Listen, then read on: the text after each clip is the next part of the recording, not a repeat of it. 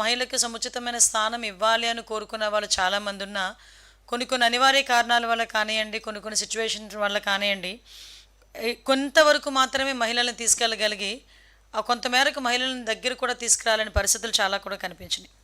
చాలా సందర్భాల్లో కూడా చూసుకుంటే మహిళలు అన్న వాళ్ళని చాలా అంటే ఒక వంటింటి కుందేళ్ళు అన్న రకాల మనుషులు కూడా ఉన్నారు. వంటింటికే పరిమితం అయిపోయిన మహిళలు ఏమి చేయగలరు అన్న పొజిషన్ నుంచి ఆ రోజు నందమూరి తారక రామారావు గారు, మన తెలుగుదేశం పార్టీ వ్యవస్థాపకులు, మాజీ సీఎం, ఆయన పార్టీ పెట్టినప్పుడే మహిళలకు సముచితమైన స్థానం కల్పించాలి అని చెప్పి గవర్నమెంట్ వచ్చిన తర్వాత కూడా ఆస్తుల సమాన వాటా హక్కును ఆ రోజే కల్పించి పుట్టి ఇంటిలోనే కాదు మెట్టినింటిలోనే కూడా మహిళకి గౌరవంగా ఉండాలనే ఉద్దేశంతో తల్లిదండ్రుల ఆస్తిలో సమాన వాటా హక్కు మహిళకు కూడా ఇవ్వాలని చెప్పి ఆ రోజు ప్రవేశపెట్టిన, అంటే సుమారుగా 44 సంవత్సరాల క్రితమే దీనికి ఆజ్యం పడిందని ఒకసారి మనం చెప్పుకోవాలి. అదేవిధంగా ఆ రోజు నుంచి కూడా ఒకవేళ మహిళ తాలూకా చదువు ప్రాధాన్యతని ఆ రోజు ఆ మహానుభావుడు ఏ రకంగా కొలమానం వేశారో తెలియదు, కానీ ఆ రోజు నుంచి పద్మావతి యూనివర్సిటీ అంటే ఒక సపరేట్గా ఒక మహిళా యూనివర్సిటీ, అంటే ఆ రోజు ఆయన తీసుకున్న రిఫార్మ్స్ దేశం మొత్తం మీద ఇంప్లిమెంట్ చేసే విధంగా ఆ రోజు తయారైనాయి. ఆస్తుల సమాన వాటా హక్కు ఆ రోజు రాష్ట్రంలో మొదలు పెడితే దాన్ని కొన్ని సంవత్సరాలకి దేశం మొత్తం అడాప్ట్ చేసుకొని దేశంలో ఉన్న ప్రతి మహిళకి కూడా ఆస్తుల సమాన వాటా హక్కు కల్పించే విధంగా చట్టం రూపొందించారంటే ఆ రోజు ఆయన తీసుకున్న నిర్ణయం ఎంత బలమైనదో ఎంత శక్తివంతమైనదో మనందరికీ కూడా అర్థమవుతుంది. అట్ ద సేమ్ టైం తర్వాత దగ్గరకు వచ్చేసరికి మహిళా విద్యా విషయంలోని కూడా ఇందాకే చెప్పాను పద్మావతి యూనివర్సిటీస్, తర్వాత అనేకమైన మహిళా యూనివర్సిటీస్ వచ్చినాయి. మహిళలకు ప్రాధాన్యత కల్పించాలనే ఉద్దేశంతో వాళ్ళకి రిజర్వేషన్లు కల్పించాం. ఆఖరికి చదువు అయింది, వాళ్ళకి సమాన వాటా హక్కు ఇచ్చాము, గౌరవం పెంచుతున్నాము. కానీ వాళ్ళని కంపల్సరీగా రాజకీయాలకు కూడా అలవాటు చేస్తే, రాజకీయాలు కూడా బయటకు వస్తే వాళ్ళు మెరాకిల్స్ సృష్టిస్తారు నిజంగా అని చెప్పి ఆ రోజు నమ్మిన వ్యక్తిగా అప్పటి నుంచి ఇప్పటి వరకు కూడా గౌరవ సీఎం చంద్రబాబు నాయుడు గారి వరకు కూడా ప్రత్యేకంగా వాళ్ళందరికీ కూడా మన స్థానిక ఎలక్షన్స్లో రిజర్వేషన్లు ఇవ్వటం, అంటే ఈరోజు ఒక ప్రెసిడెంట్గా, ఒక ఎంపీటీసీగా, ఒక జడ్పీటీసీగా, ఒక ఎంపీపీలుగా, జడ్పీ చైర్మన్లుగా సగం మంది మహిళలు ఈరోజు మనకి కనిపిస్తున్నారంటే ఆ రోజు ఆ మహానుభావుడు పెట్టిన పుణ్యమని మనందరం కూడా చెప్పుకోవాలి. అటువంటి పరిస్థితి నుంచి గౌరవ ముఖ్యమంత్రి గారు చంద్రబాబు నాయుడు గారు పార్టీని టేక్అవుట్ చేసుకుని తర్వాత ఆయన సీఎం అయిన తర్వాత మనం చూస్తే గౌరవ ఎన్టీ రామారావు గారి టైంలో మహిళల తాలూకా కాన్ఫిడెన్స్ పెరిగింది, మహిళలు చదువు పెంచారు, అంటే ఒక రకంగా చెప్పాలంటే ఆత్మగౌరవం పెరిగింది. తర్వాత గౌరవ ముఖ్యమంత్రి చంద్రబాబు నాయుడు గారు వచ్చిన తర్వాత మహిళకి ఆర్థిక గౌరవం పెరిగిందని చెప్పడానికి నిజంగా మేమందరం కూడా గర్వపడాలి. ఎందుకు ఆర్థిక గౌరవం పెరిగిందని చెప్తున్నామంటే ఆ రోజు నుంచి కూడా డ్వాక్రాస్ని ఇంప్లిమెంట్ చేయటం, కానీ ఈ రోజుకి కూడా డ్వాక్రా సంఘాలు ఎలా ఉన్నాయంటే 1 కోటి మంది సభ్యులతో అంటే డ్వాక్రా సంఘాలు కనిపిస్తున్నాయంటే ఇది కదా అచీవ్మెంట్. అంటే ఎందుకు నేను ఈ మాట చెప్తున్నానంటే ఈ డ్వాక్రా సంఘాలు అన్నవి ఒకటి ఎంత బలంగా రోజు నాటామంటే ఎవరు వచ్చినా ఏ గవర్నమెంట్ వచ్చినా ఏదైనా అన్నా క్యాంటీన్ లాంటివన్నీ పీకేసే ప్రయత్నాలు చేశారు, ప్రజావేదిక లాంటివి కూల్చేసే ప్రయత్నాలు చేశారు, కానీ డ్వాక్రా సంఘాలను టచ్ చేసే ప్రయత్నం కూడా చేయలేదు ఏ రాజకీయ పార్టీలు కూడా. అంటే అంత స్ట్రాంగ్గా డ్వాక్రా గ్రూప్స్ ఉన్నాయి ఈరోజు, సెల్ఫ్ హెల్ప్ గ్రూప్స్ అనేవి ఉన్నాయి. అంటే వాళ్ళకి వాళ్ళ కాళ్ళ మీద వాళ్ళు నిలబడాలి.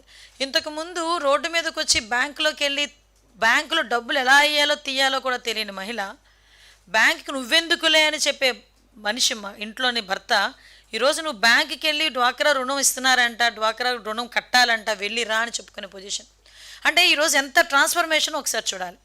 ఇటువంటి నేపథ్యంలో మనం కొంచెం బాధపడాల్సింది, కొంచెం ఇబ్బంది పడాల్సింది ఏంటంటే ఈ మహిళలకి సంబంధించి ఒక మహిళా రిజర్వేషన్ బిల్లు చట్టసభల్లో మహిళలకి 33% రిజర్వేషన్ ఇవ్వాలి అనుకున్న బిల్లు 30 సంవత్సరాలుగా కూడా అంటే వస్తుంది వెళ్తుంది ఏదో దోబూచులాట్లాగా ఆడి ఆఖరికి మొన్న ఇంప్లిమెంట్ అవుతుంది అని దేశంలో ఉన్న ప్రతి మహిళ కూడా ఎదురు చూసిన క్షణాన్ని కూడా ఒక్కసారిగా నీరుగార్చిన పరిస్థితి. అయితే దాన్ని ఈరోజు మహానాడు వేదికగా గౌరవ ముఖ్యమంత్రి గారు, అదేవిధంగా ముఖ్యంగా మా working president, central working president మంత్రి గారు, మన నారా లోకేష్ గారు ప్రత్యేకంగా దీని మీద నేను మహానాడు కార్యక్రమం కూడా ప్రత్యేకంగా మహిళలకు అంకితం చేస్తున్నామని చెప్పి ఆ మహిళలకి సంబంధించి మహిళా రిజర్వేషన్ బిల్లు వచ్చినా రాకపోయినా మా పార్టీ ఒక సిద్ధాంతం తీసుకుంటుంది. దాంట్లో మేము చట్టసభల్లో మేము ఎవరికైతే సీట్లు కేటాయిస్తామో ఆ సీట్లలో 33% రిజర్వేషన్ మేము మహిళలకు ఇస్తామని చెప్పి ధైర్యంగా అనౌన్స్ చేసిన ఏకైక పార్టీ తెలుగుదేశం పార్టీ. సో దీనికి నిజంగా చాలామంది అంటే లోపల లోపల ఎలా ఉన్నా బయట మాత్రం కొన్ని పరిస్థితుల్లో వాళ్ళు మాట్లాడాల్సి వస్తుంది. కానీ నేను చెప్తున్నా, ఈరోజు ఎవరైనా ఏ పార్టీ వాళ్ళు అవనేయండి, మనం అబ్జర్వ్ చేసుకుంటే రాజకీయంగా ఫస్ట్ ఎన్నికల ప్రచారానికి వెళ్తున్నాం అనుకోండి, అక్కడ మహిళల గ్రూపు, ఇక్కడ పురుషుల గ్రూపు ఉందనుకోండి, అభ్యర్థి డైరెక్ట్గా వెళ్ళి మహిళ దగ్గరికి వెళ్తాడు, అమ్మ నాకు ఓటే అంటాడు, తర్వాత అయ్యా నాకు ఓటే అంటాడు. అంటే రాజకీయంగా మహిళ ఎంత వాళ్ళకి ఒక సెంటిమెంట్ క్రియేట్ అవుతుంది మహిళ దగ్గరికి వెళ్ళేసరికి. అందులో ఒక మహిళకి చెప్తే 10 మంది మగాళ్ళతో సమానం అన్న ధ్యాస కూడా ఒక పొలిటికల్ లీడర్కి ఉంటుంది. అంటే మేము మహిళా ఓట్లతో గెలుస్తున్నామంటారు. మహిళలకు సంబంధించి అంటే మేనిఫెస్టో, ఏ పార్టీ మేనిఫెస్టో అయినా మహిళలకు సంబంధించిన మేనిఫెస్టో లేకుండా ఏ మేనిఫెస్టో కూడా ఉండదు. అంత మహిళలకి ప్రాధాన్యం ఇస్తున్నామని చెప్పుకునే పార్టీలు ఈరోజు ఒక స్టెప్ ఫార్వర్డ్ వేసి అందరూ కూడా ఇదే లైన్లోకి వెళ్తే ఆటోమేటిక్గా మహిళా రిజర్వేషన్ బిల్ వస్తుందేమో, ఆటోమేటిక్గా వస్తుందేమో. దానికి ఈరోజు తొలి అడుగు వేసింది తెలుగుదేశం పార్టీ. ఆ తెలుగుదేశం పార్టీలో ఒక కార్యకర్తగా, తెలుగుదేశం పార్టీలో ఇంతకుముందు మహిళా అధ్యక్షురాలుగా చేసిన నేపథ్యము, అదేవిధంగా ఇప్పుడు హోంమంత్రిగా అయిన నేపథ్యం, ఇదంతా కూడా మేము కూడా ఒక గర్వపడే పరిస్థితి. అంటే చాలా సందర్భాల్లో మహిళల్ని రాజకీయంగా వాడుకున్నారు, ఓటు బ్యాంక్ కింద వాడుకున్నారు. ఈరోజు మహిళలు ఓట్లు వేయటానికే కాదు, ఓటు వేయించుకునే సత్తా కలిగి ఉన్న వాళ్ళు కాబట్టి ఓటు వేయించుకునే కెపాసిటీ కూడా ఇవ్వాలి అని కోరుకుంటున్నాం. కాబట్టి ఈరోజు నేను మహిళా రిజర్వేషన్ బిల్లు మేము ఇస్తామని చెప్పి మహానాడులో అనౌన్స్మెంట్ చేసిన తర్వాత నిజంగా చాలామంది హ్యాపీ ఫీల్ అయ్యారు. అట్ ద సేమ్ టైం అందరూ కూడా ముందుకు వచ్చారు. మీరు అబ్జర్వ్ చేశారో లేదో, మేము అనుకున్న మహిళలు ఒక్కలే లేచి నుంచుంటారేమో చప్పట్లు కొడతా అనుకుంటే మా శ్రేణులందరూ కూడా సుమారుగా ఆన్లైన్లో వీక్షించిన దగ్గర 15 లక్షల మంది కూడా నేను దీనికి ఏకగ్రీవంగా ఆమోదం తెలిపినందుకు నిజంగా వాళ్ళందరికీ కూడా నేను పేరు పేరున నేను ధన్యవాదాలు, నమస్కారాలు తెలియజేయాలి. ఎందుకంటే ఆ రోజు నుంచేనండి మీరు అబ్జర్వ్ చేసుకుంటే గౌరవ ముఖ్యమంత్రి గారు నారా చంద్రబాబు నాయుడు గారు, at the same time Telugu Desam party, ఇప్పుడు ఎన్డీఏ కూటమి మహిళా పక్షపాతి. ఇందాక ఒక పెద్ద మనిషి నాతో అన్నారు, ఎక్కడైనా మీరు అబ్జర్వ్ చేయండి మేడం అంటే, ఇది నా అనాలిసిస్ కాదు, general intellectual analysis. Chandrababu Naidu గారు ముఖ్యమంత్రిగా ఉంటే ఎంతో కొంత మహిళ సేఫ్గా ఫీల్ అవుతుంది. ఎందుకంటే ఇంప్లిమెంటేషన్స్ వస్తాయి అన్నది ఒకటి, వాడి బిడ్డలకు ఉద్యోగాలు వస్తాయి అన్నది ఒక భరోసా. అంటే చంద్రబాబు నాయుడు గారు వస్తే పెట్టుబడులు వస్తాయి, చంద్రబాబు నాయుడు గారు వస్తే పరిశ్రమలు వస్తాయి, చంద్రబాబు నాయుడు గారు ఉంటే ఉద్యోగాలు వస్తాయి, నా బిడ్డ చదువుకుని ఇంట్లో కూర్చోవాల్సిన అవసరం లేదు, నా బిడ్డకు ఉద్యోగాలు వస్తాయి అన్న భరోసా. రేపు చంద్రబాబు నాయుడు గారు వస్తే మహిళలకు సంబంధించి ఏదో స్కీమ్ తీసుకొస్తారు. మీరు అబ్జర్వ్ చేయండి, ఈరోజు మహిళలకు ఆర్థిక గౌరవం ఇస్తామని చెప్పి ఏదో డ్వాక్రా గ్రూప్ రుణాలను, స్త్రీనిధి రుణాలను, ఏదో రుణాలను ఇచ్చేసి మేము ఊరుకోవట్లే. ఇంటికి ఒక ఎంటర్ప్రీనర్ తయారు చేయాలని చెప్పి 1 lakh ఎంటర్ప్రీనర్స్ని ఫస్ట్ బేస్ మీద తీసుకున్నాం. మీరు అబ్జర్వ్ చేస్తే లాస్ట్ ఉమెన్స్ డేకి గౌరవ ముఖ్యమంత్రి గారు గుంటూరులో ఉమెన్స్ డే సెలబ్రేషన్స్ జరిగితే మార్నింగ్ 10 o'clock నుంచి ఈవినింగ్ 6 o'clock వరకు ఉన్నారు. ఆ రోజు మీరందరూ కూడా అక్కడే ఉండుంటారు.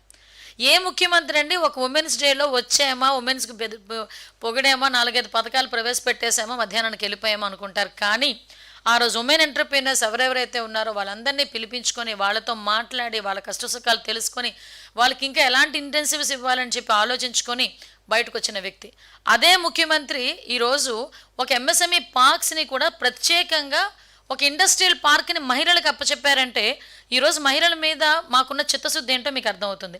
అంటే మేము కేవలం మా ఎన్డీఏ కూటమి కానీ తెలుగుదేశం పార్టీ కానీ మహిళల్ని ఓట్ బ్యాంకుల కింద మేము ఉపయోగించుకోలే. మహిళా శక్తిని కరెక్ట్గా కనుక ఉపయోగించుకుంటే ఆంధ్రప్రదేశ్ రాష్ట్రం ఏదైతే 2047కి మనం ప్రపంచంలో మొట్టమొదటి స్థానంలో ఉండాలి అనుకుంటున్నామో, అట్ ద సేమ్ టైం ఈ మహిళా శక్తిని కనుక ప్రాపర్ వేలో యూజ్ చేసుకుంటే డెఫినెట్గా ఉంటామని నమ్మిన వ్యక్తి గౌరవ ముఖ్యమంత్రి గారు చంద్రబాబు నాయుడు గారు.